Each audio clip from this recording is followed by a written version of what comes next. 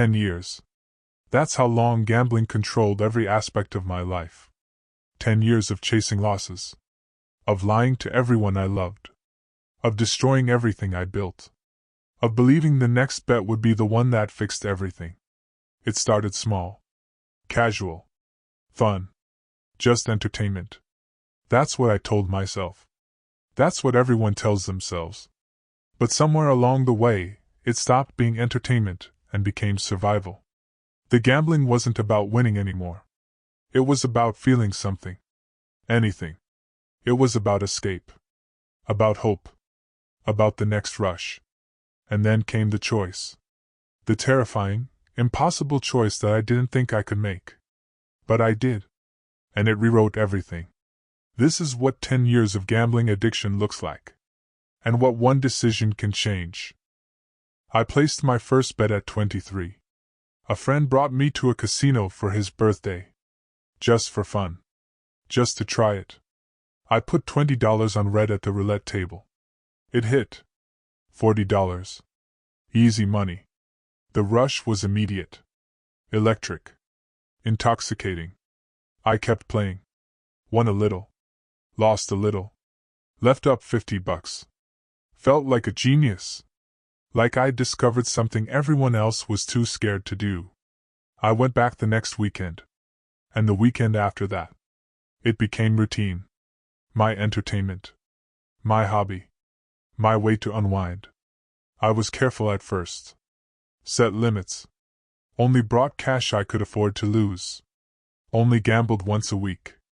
I had control. I was responsible. I wasn't one of those people with a problem. That's what I told myself for the first year.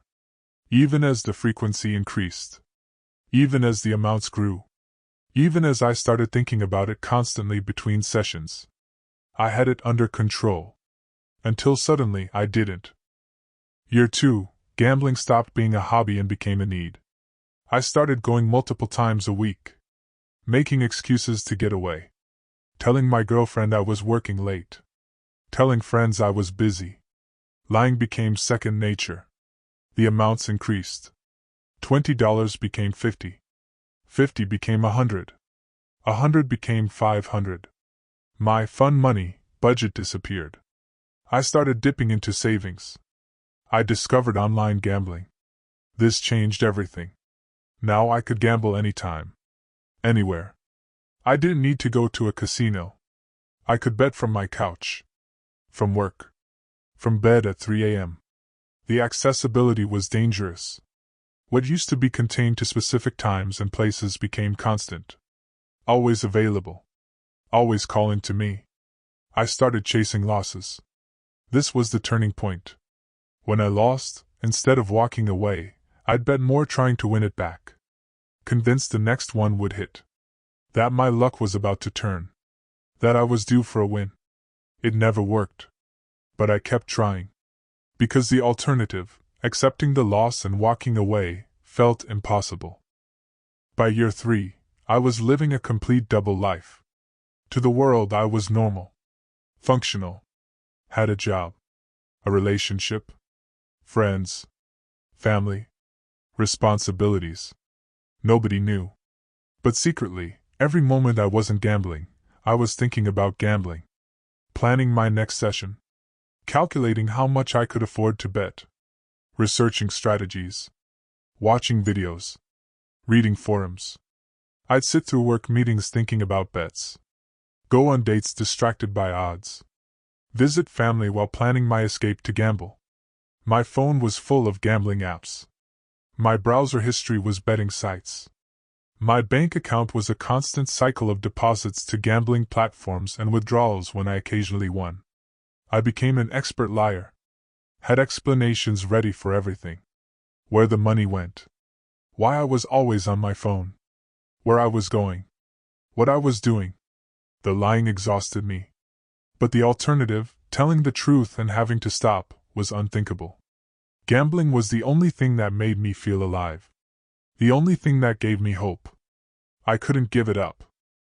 Year 4, the financial destruction accelerated. My savings were gone. Completely depleted. Years of careful saving vanished in months of gambling. I started using credit cards. Took cash advances. Maxed them out. Got new cards. Maxed those out too. I borrowed from friends. Small amounts at first. 20 here. 50 there. Always with a good excuse. Always with promises to pay back quickly. I rarely did. I took out a personal loan. Told the bank it was for home improvements. Used every penny to gamble. Lost it all in 3 weeks. I stopped paying bills on time. Rent was late.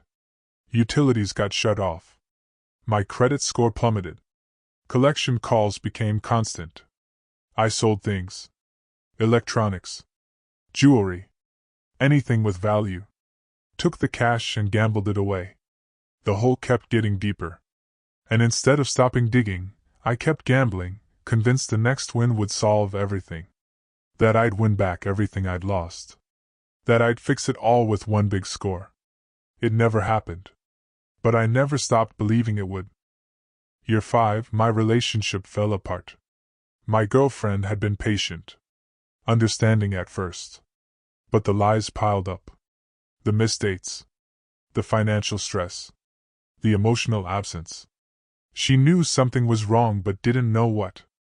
I couldn't tell her. Couldn't admit I had a problem. Couldn't face her disappointment. One night she found a betting slip in my pocket. Confronted me. I lied. Said it was a one-time thing. A stupid mistake. Promised it would never happen again. It happened again the next day. She gave me an ultimatum. Her or gambling. Stop or we're done. I promised to stop. Meant it in that moment.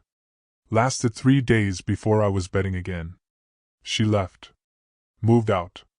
Blocked my number. I was devastated. But not devastated enough to stop gambling. I told myself I'd win her back. Once I hit big. Once I fixed my finances. Once I proved I could be the person she deserved.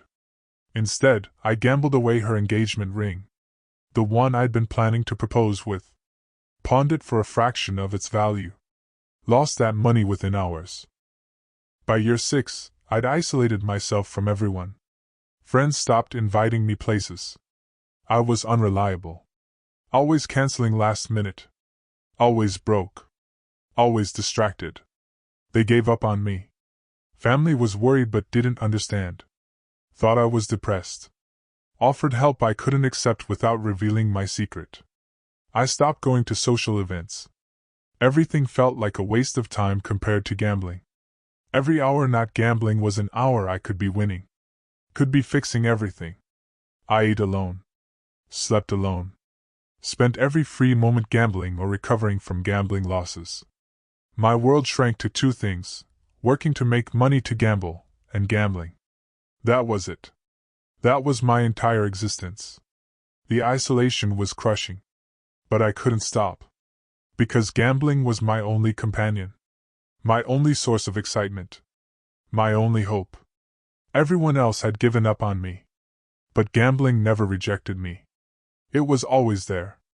Always ready to give me another chance. Even as it destroyed me.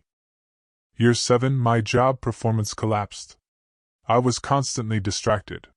Taking long bathroom breaks to place bets on my phone. Watching games during work hours. Checking odds instead of doing my job. I started missing deadlines. Making mistakes. Showing up late. Leaving early. Calling in sick to gamble. My boss noticed. Called me in for a performance review. Warning. One more chance. Shape up or ship out. I promised to do better. For a week I focused. Then slowly slipped back into old patterns. I got caught watching a game on my computer during a meeting. Not even trying to hide it anymore. My addiction had made me reckless. I was fired. 10 years at that company. Good salary. Benefits. Career trajectory. All gone because I couldn't stop gambling. I told everyone it was layoffs. Budget cuts. Not my fault. More lies to hide the truth. Without a job, I thought I'd stop gambling. No income meant no way to bet, right? Wrong. I gambled my severance package, my unemployment checks, found other ways to get money. The addiction always found a way. Year 8, I became desperate in ways I never thought possible. I borrowed from family, lied about why I needed money. Medical emergency. Car broke down. Anything but the truth. I stole. Small things at first. Cash from my mom's purse. Change from my dad's car. Then bigger things. Items I could sell. I considered crimes I can't even admit here. Things that terrify me to remember I thought about. That's how desperate I became. I stopped caring about consequences. About right and wrong. About who I was hurting. All that mattered was getting money to gamble. The shame was overwhelming. But not overwhelming enough to stop. Because gambling was the only thing that made the shame go away. Temporarily. Until I lost. Then the shame was worse. Then I'd gamble more to escape it. A vicious cycle. I was living in a studio apartment I could barely afford. Eating once a day. No heat in winter. No AC in summer. Every penny went to gambling. I looked in the mirror and didn't recognize myself. Haggard. Thin. Dark circles. The physical manifestation of my addiction. But I kept gambling. Because stopping meant facing what I'd become. And I wasn't ready for that. Year 9, my health deteriorated seriously. The stress manifested physically. High blood pressure. Chest pains. Panic attacks. Insomnia. I was falling apart. I developed an ulcer from stress and not eating properly. Ignored it. Couldn't afford treatment anyway. Gambled what money I had instead. My mental health was shot. Depression. Anxiety. Suicidal ideation. I thought about ending it often. The only thing that stopped me was the possibility of one more win. I wasn't exercising. Wasn't socializing. Wasn't doing anything healthy. Just working enough to survive and gambling the rest. My teeth were rotting. Couldn't afford a dentist. Couldn't afford much of anything except gambling. I ended up in the ER twice.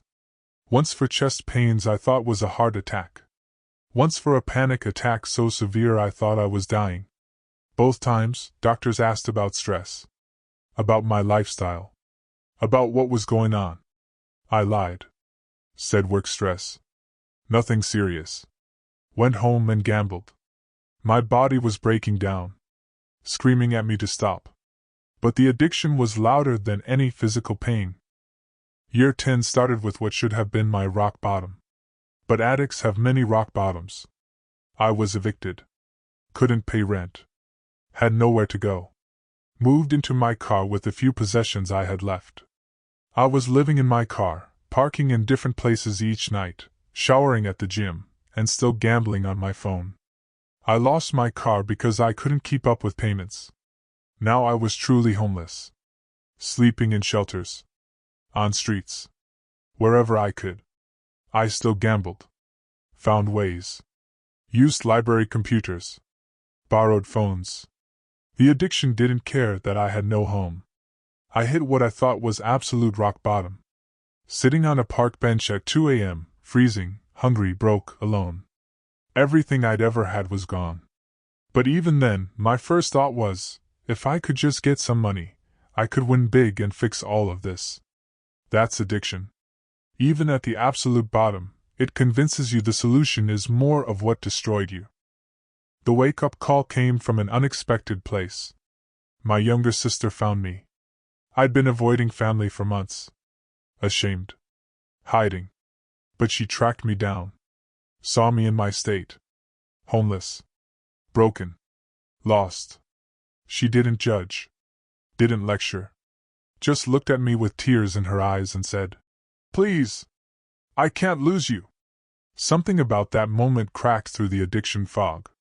Seeing my pain reflected in someone else's eyes. Realizing I wasn't just hurting myself. She offered help. Real help. Not money. Not enabling. But help getting into treatment. Into recovery. She'd researched it. Prepared. Just needed me to say yes. For the first time in 10 years, I wanted to say yes. Not because I thought I could beat the addiction, but because I was too tired to keep fighting for it. I was exhausted. Completely depleted. I had nothing left to lose because I'd already lost everything. Sometimes you have to lose everything before you're willing to try something different. My sister's offer hung in the air. Go to rehab. Get help. Start recovery. It was the most terrifying choice I'd ever faced. More terrifying than any bet I'd placed. Because this choice had real consequences. If I went to rehab, I'd have to admit I had a problem. Tell everyone the truth. Face what I'd done. Feel all the pain I'd been gambling away. I'd have to give up gambling. Forever. Not just for now. Not just until I got back on my feet. Forever. That thought was paralyzing. Gambling had been my everything for 10 years. My hope. My escape. My identity. Who would I be without it? But the alternative was continuing on this path. And this path only led to death. In a gutter. Alone. With nothing. I had to choose. Keep gambling and die.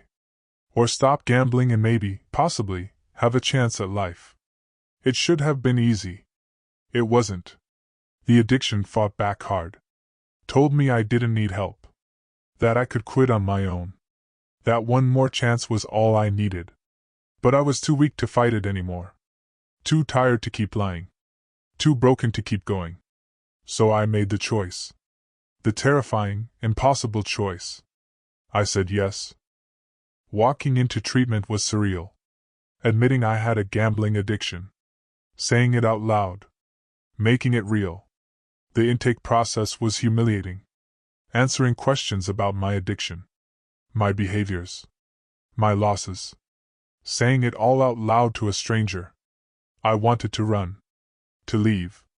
To go place a bet and forget this was happening. But I stayed. Because my sister was there. Because I'd made a promise. Because I had nothing else left. The first group session was eye-opening. Hearing other people's stories. Realizing I wasn't alone. Wasn't uniquely broken. Wasn't the only one who destroyed their life gambling.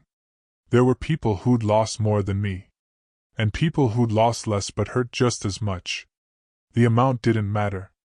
The addiction was the same. I shared my story. Cried while telling it. Felt the weight of 10 years of secrets, finally being released. It didn't fix anything. But it started something. A tiny crack in the armor of addiction. A sliver of possibility that maybe, just maybe, life could be different. The first week in treatment, I went through withdrawal. Gambling withdrawal. It's real. It's brutal. The anxiety was crushing. Constant. Overwhelming.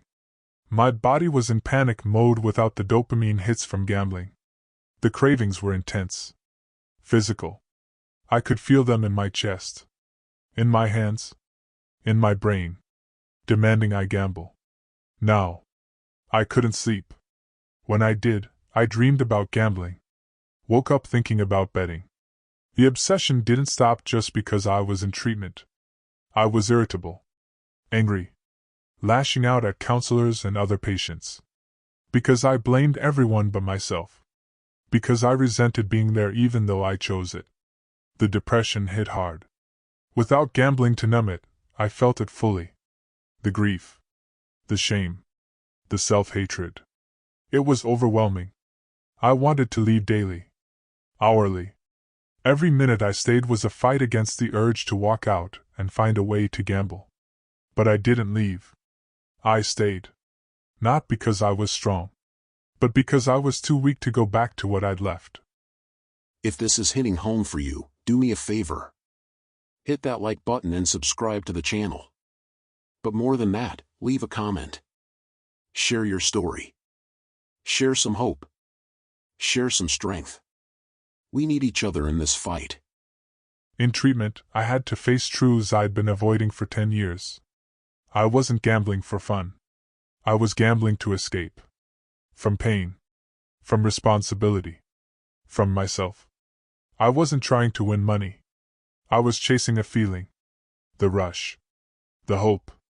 The brief moment of excitement in an otherwise empty life. I'd use gambling to avoid dealing with trauma. With depression. With insecurities. With everything hard in my life. Gambling wasn't my problem. It was my solution. My very destructive, very ineffective solution to problems I'd never addressed. This realization was earth-shattering. Because it meant getting clean wasn't enough.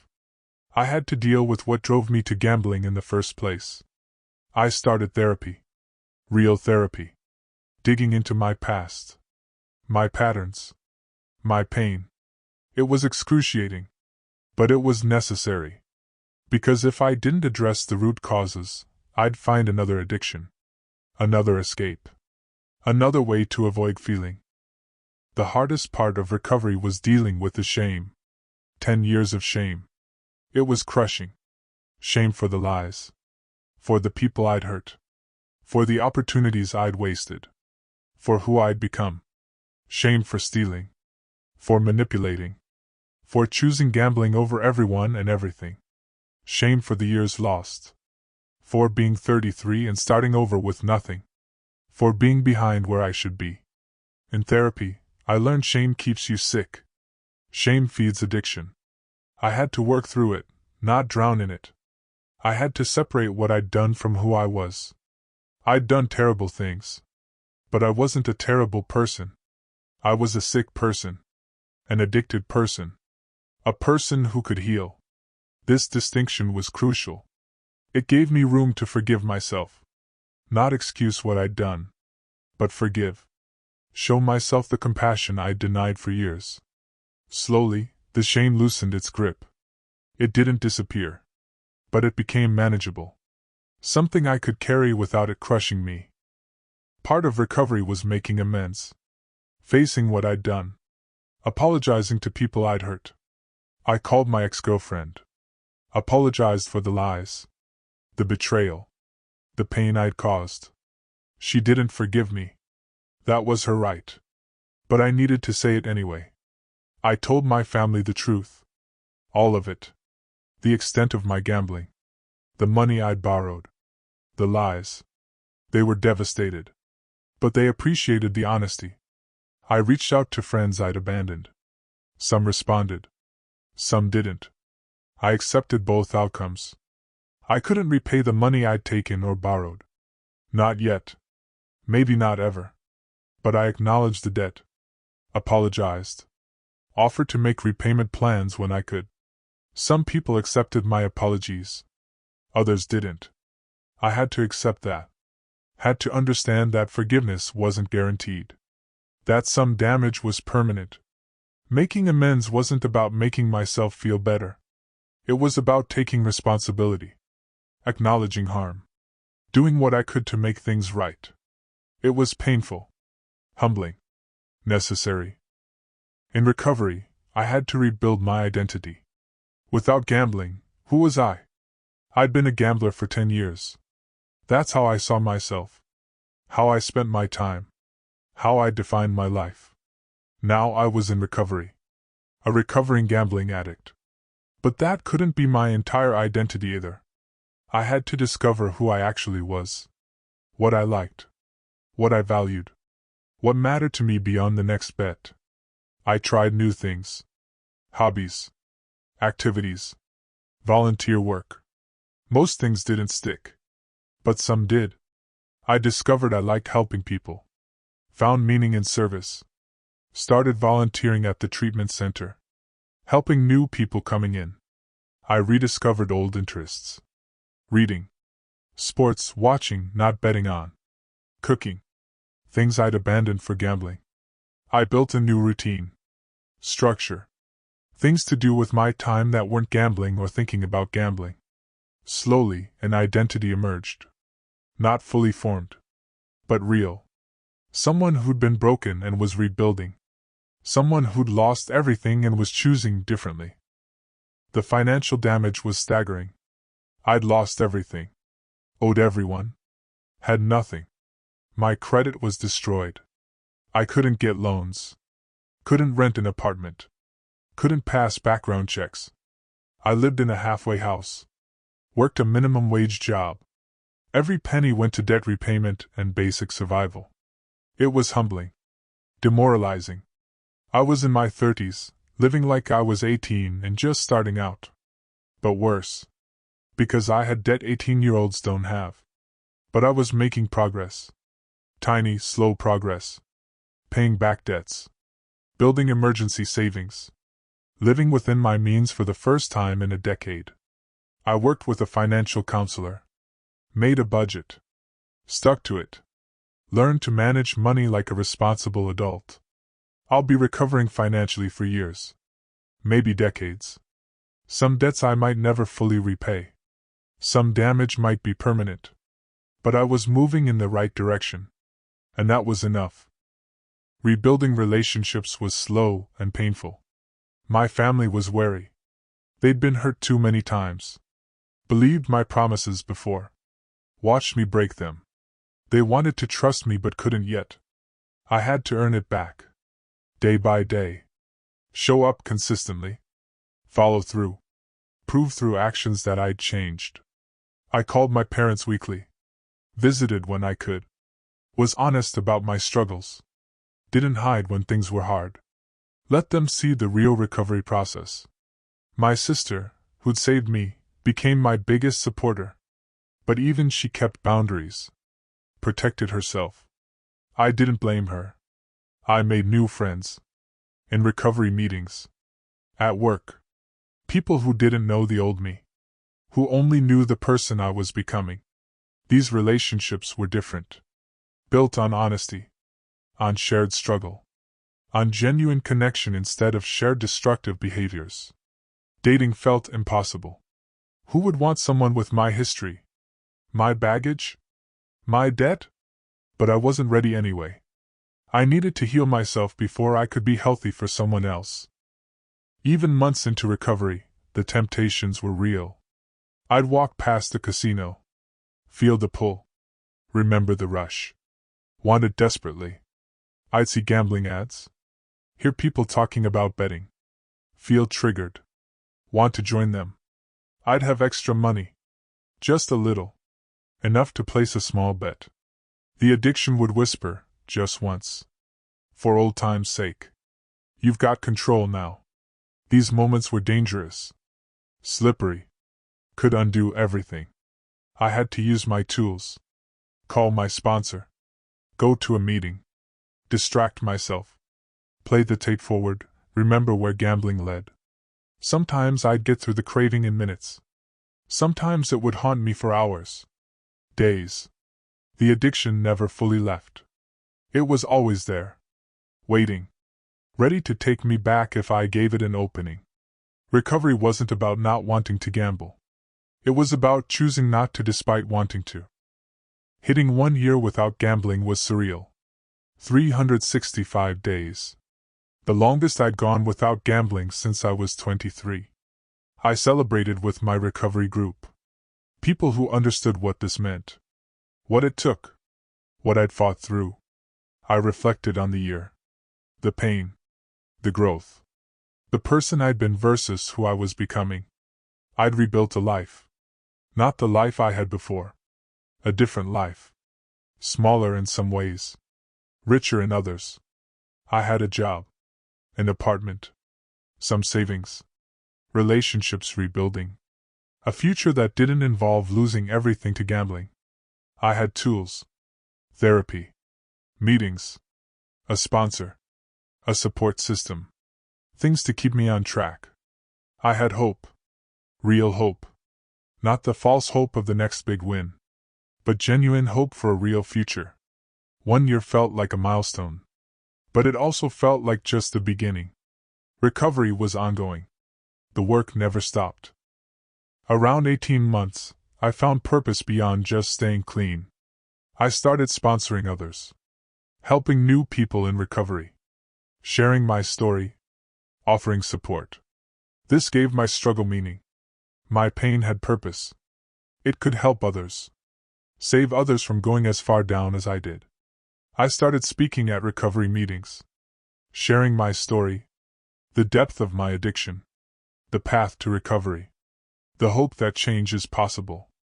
I saw people connect with my story, see themselves in it, feel less alone, find courage to keep going. This transformed my recovery. I wasn't just fighting for myself anymore. I was fighting to be a resource for others, to be proof that recovery works.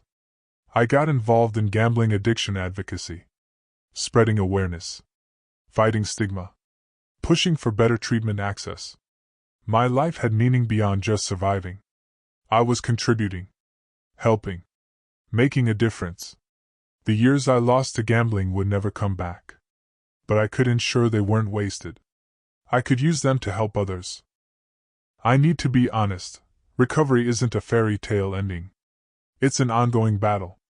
2 years in, I still had hard days. Days when I wanted to gamble so badly I could barely function. I still dealt with consequences of my addiction. Debt, damaged relationships, lost opportunities. They didn't disappear because I got clean. I still struggled with the underlying issues. Depression, anxiety, the things that drove me to gambling. They required constant management. Recovery was work. Daily work. Meetings. Therapy. Self-care. Honesty. Vigilance. It never stopped being work. Some days I resented it. Wished I could just be normal. Gamble casually like other people. But I couldn't. My brain doesn't work that way. I was one bet away from losing everything again. Always. That reality never changed. But I also had 2 years of proof I could do this. Evidence I was stronger than the addiction.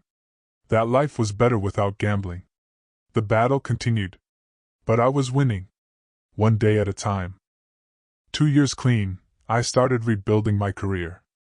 I'd been working minimum wage jobs. Whatever I could get. No background checks required. But I wanted more. Needed more to continue building my life.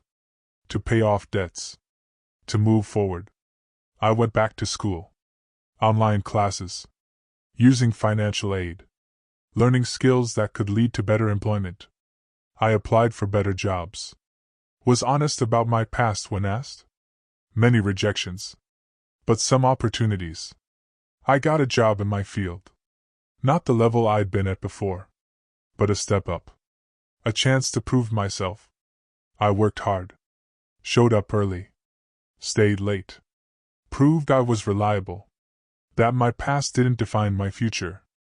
Slowly I advanced. Got raises. More responsibility. Respect. Rebuilt my professional reputation. I'll never recover the 10 years of career growth I lost. I'll always be behind where I could have been. But I was building something. A career. A future. Financial stability. That was enough. 3 years into recovery, healing continued in unexpected ways. My relationship with family reached a new normal. Not what it was before. Something different. But real. Built on honesty. I started dating. Slowly. Carefully. With boundaries. Being upfront about my past. My recovery. My limitations. I found someone who understood. Who dealt with addiction in her family. Who appreciated my honesty and commitment to recovery. This relationship was different from any before. Built on truth. On showing up. On being present. On genuine partnership. I continued therapy. Worked through layers of trauma and pain. Healed wounds I didn't know I had. I developed healthy coping mechanisms. Exercise. Meditation. Journaling. Things that actually helped instead of just numbing. I forgave myself. Really forgave myself. Not excused what I'd done. But accepted I'd been sick. That I'd done my best with what I had. That I was different now. This self-forgiveness was transformative. It freed me from the shame that had kept me stuck. Let me move forward instead of staying trapped in the past. Looking at who I am now versus who I was 10 years ago, I'm unrecognizable. I'm honest. Maybe the most honest I've ever been. Because lying led me to hell, and I'm not going back. I'm humble. I lost everything. have nothing to be arrogant about, but also found strength in humility. I'm compassionate. For myself and others. Understanding that everyone's fighting battles nobody sees. I'm grateful. For small things. Normal things. Things I took for granted before. A roof. Food. Health. Freedom from addiction. I'm present. Actually here. In my life. Not escaping. Not chasing. Just living. I'm purposeful.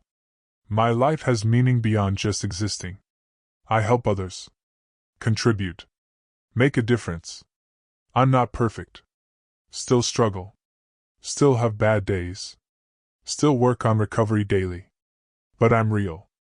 Authentic. Not performing or hiding or pretending. Just being who I actually am.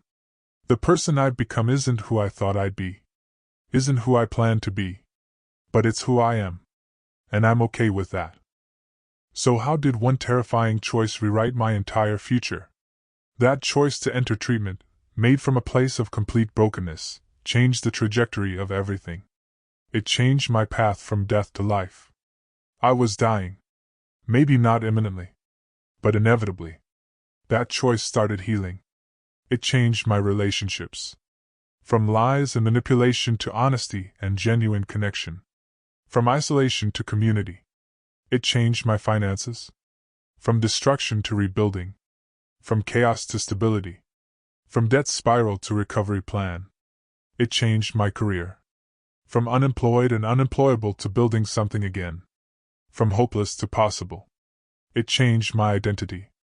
From gambler to person in recovery. From addict to someone healing. From broken to rebuilding. It changed my purpose.